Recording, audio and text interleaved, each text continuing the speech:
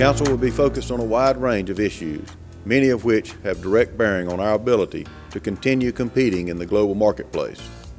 The economic impacts of the COVID are still being felt throughout the industry.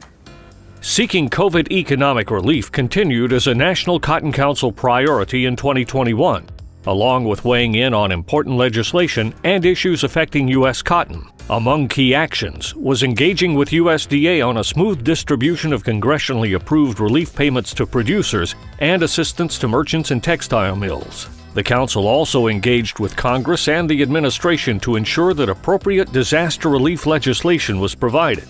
Also, the Council was very active on other major issues, ranging from federal appropriations and agriculture tax policy to port congestion and regulatory concerns. As a Food and Agriculture Climate Alliance Steering Committee member, the Council gave input on issues regarding how to reward producers for current climate-smart practices and provide incentives for more practices that can reduce emissions and/or sequester carbon. The Council continued to develop and promote the U.S. Cotton Trust Protocol, with the aim of seeing U.S. cotton producers realize increased profitability through participation in the Sustainability Initiative. The Council remained proactive on initiatives aimed at elevating cotton's global reputation.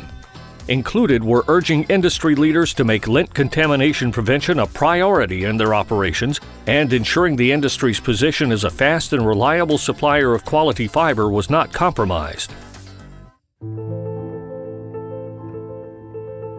Working in conjunction with the American Cotton Producers Climate Policy Working Group, the Council filed comments on USDA's request for stakeholder feedback regarding how to properly utilize USDA programs, funding, and its financial capabilities to encourage adoption of climate-smart agriculture practices. Joining with the ACP, the National Cotton Ginners Association, and the Agriculture Workforce Coalition, the Council urged the Senate to pass an agriculture labor reform bill that would address a workforce crisis threatening U.S. farms.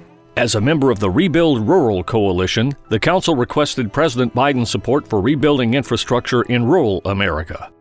The Council also joined cotton organizations and other groups in sending recommendations for the 3 major freight transportation modes to Secretary of Transportation Pete Buttigieg. The Council continued to engage with USDA on the implementation process for the $20 per acre Coronavirus Food Assistance Program payment and assistance to textile mills after the Consolidated Appropriations Act of 2021 passed at the end of 2020. The legislation, which included additional funding and provisions to provide further assistance to producers and others in agriculture affected by COVID, specifically included an additional $20 per acre CFAP payment for all row crops, including upland and extra-long staple cotton, based on 2020 planted acres. The Council later joined more than 800 other business organizations urging Senate leadership to extend the PPP sign-up period. The Council also expressed its gratitude to Agriculture Secretary Vilsack and USDA after the agency announced the implementation of approximately $80 million in payments to domestic users of upland and extra-long staple cotton to support textile mills affected by the pandemic. The Council also joined the National Council of Textile Organizations and 15 other industries and labor groups, outlining for President Biden and congressional leadership recommendations to strengthen domestic supply chains for personal protective equipment, or PPE. The Council joined numerous other agriculture and small business organizations urging Senator John Thune and Representatives Jason Smith and Sanford Bishop to support a full and permanent repeal of the federal estate tax. The Council then joined 40 other agriculture organizations expressing significant concerns about legislative proposals that would jeopardize the future of family-owned farm and ranch businesses with House and Senate leadership.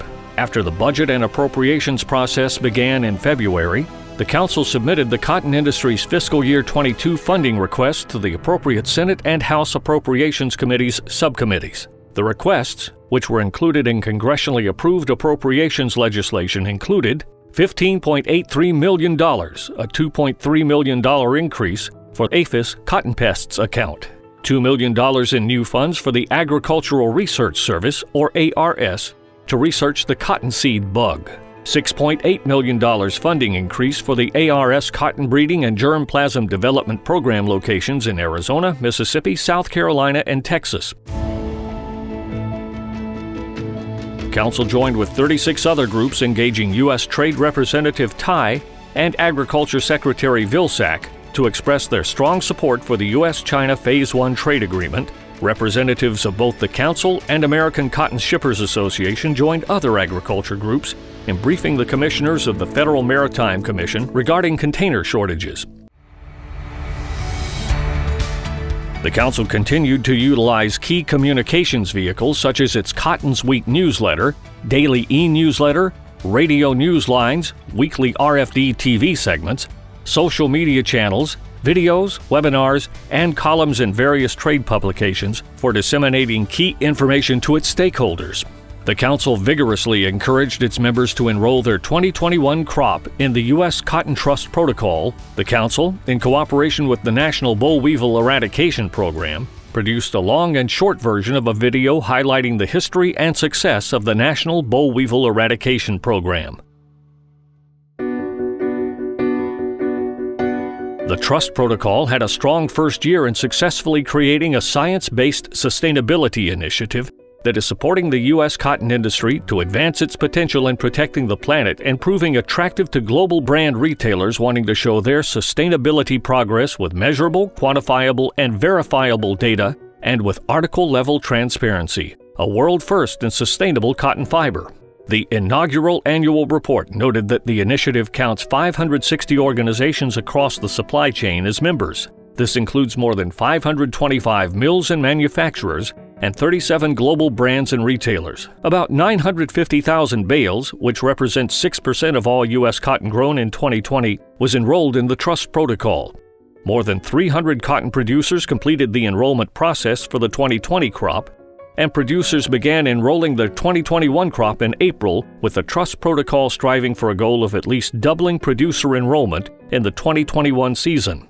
The Trust Protocol also took a significant stride in 2021 by collaborating with the Textile Genesis platform.